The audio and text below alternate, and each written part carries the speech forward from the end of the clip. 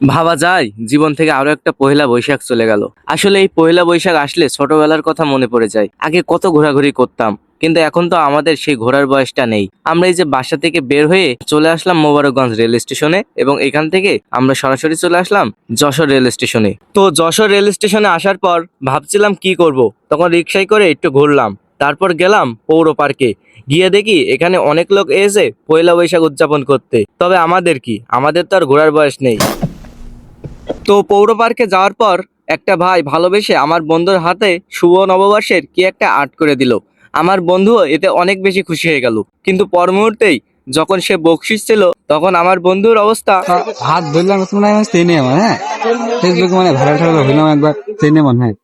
তা এই যে ডাকাইলো, হ্যাঁ আকায় টাকা দিল, হ্যাঁ তার ছেলে গেলাম বসে না কিছু মানে খুশি হয়ে কিছু দেন। আমি স্ত্রী 10 টাকা দিলাম, বসে না ভাই 10 টাকা তো সবাই দেয়, তো ছেলে বিলি বন্ধু নাকি 50 টাকা দেয়।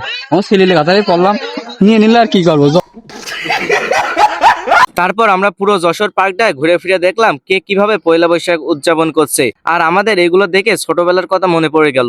আমরা ছোটবেলায় এইভাবেই ঘুরে বেড়াতাম, তবে এখন তো আর আমাদের ঘোরার বয়স নেই। পৌর পার্কে অনেক বেশি হাঁটাহাঁটি করায় আমাদের কিছুটা ক্ষুধা লেগে গেছিল, যার কারণে আমরা কিছুটা খেয়ে নিলাম। তারপরেও একটা কথা বলতেই হয়, আমাদের তো আর ঘোরাঘুরির বয়স নেই। এরপর দেখি সেখানে অনেকের নাম লিখে রেখে দিয়েছে, তবে আমাদের নাম এখানে ছিল না, কারণ আমাদের তো আর ঘোরার বয়স নেই। তারপর আমরা যশোর পৌর পার্ক থেকে যশোর কলেজে গেলাম, সেখানে পয়লা বৈশাখ কে কেমন ভাবে উদযাপন করছে দেখার জন্য, কারণ আমাদের তো আর ঘোরাঘুরির বয়স নেই। বৈশাখের মেলায় মনে করে যে সবাই ঘুরে টুরে বেড়াচ্ছে, আমরা হলো দেখছি। কারণ আমাকে তো আর ঘোরার বয়স নেই, আমাকে এখন আর ঘোরাফেরা আমাকে দিয়ে আর হয় না। এই ঝিঙেদায় ধরো ইয়ে টিয়া হচ্ছে, সেখান থেকে যশোর আসলাম, লোকজন ঘুরছে তাই দেখছি। কারণ আমাকে তো আর ঘোরার বয়স নেই, আমরা ঘুরতে টুরতে পারছি না। পৌর পার্কের লোকজন দেখে আবার এখন কলেজে আসলাম, এই সব বৈশাখী পালন করছে, বৈশাখও নাচছে, তাই সব দেখতি। হ্যাঁ আমরা দেখে বেড়াই, আমাকে তো আর ঘোরার বয়স নেই, আমরা তো আর ঘুরতে যাচ্ছি না। এখন দেখে এখান থেকে একটু কালেক্টরে যাবো, কারা কি করছে দেখছি। হ্যাঁ, আমরা তো আর ঘুরতে যাচ্ছি না, আমাকে তো আর ঘোরার বয়স নেই। না এরপর কলেজে কিছুটা গানের আয়োজন করা হয়েছিল, আমরাও বসে বসে সেটি উপভোগ করলাম, কারণ আমাদের তো আর ঘোরার বয়স নেই। 1, 2, 3, go! মেলায় যাই রে, মেলায় যাই রে, মেলায় যাই রে, মেলায় যাই রে।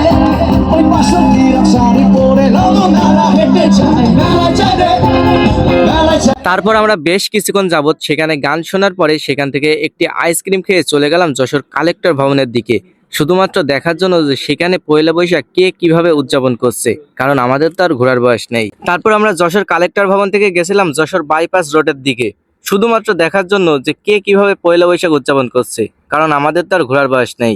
তারপর আমরা গেছিলাম যশোরের অতি পরিচিত আড্ডাখানা রেস্টুরেন্টে।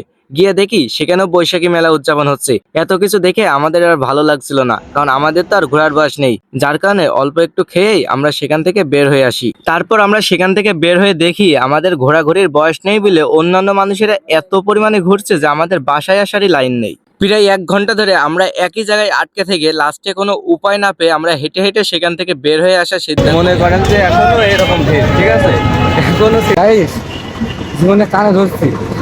আর জীবনে পয়লা বৈশাখে ধরো একবার আসতো না, একবার না মেলা বার আসতো, কানে ধরেছে তো মানে কি বলবো, মানে বিশ্বাস হবে না রে, কথা বেরোচ্ছে না। মানে যে ভিড় ঠেলে, আর এই পালবাড়ি পর্যন্ত আপনারা বোঝেন যে যশোর পৌর পার্ক থেকে, মানে তাও ওরা কথা বেরোচ্ছে নাকি বাড়া। তা মনে করেন যে তাও তো সোজা পথে আসতে হয়নি, ঘুরে ওই মনে করেন যে ইয়ের ওই পাশে ঘুরে পালবাড়ি পর্যন্ত হেঁটে যেতে হবে এখন। ফাইনালি প্রায় 1 থেকে 2 কিলো হাঁটার পর আমরা একটা রিক্সা পেলাম, এবং এই রিক্সায় করে আমরা পালবাড়ি মোড়ে গিয়ে ওখান থেকে বাসে করে বাসায় যাব। তো বাসায় যাওয়ার সময় আমার মাথায় শুধু একটা চিন্তা ভাবনা আসছিল যে আমরাও একসময় এরকম ভাবে ঘুরে বেড়াতাম, তবে এখন তো আর আমাদের ঘোরাঘুরির বয়স নেই।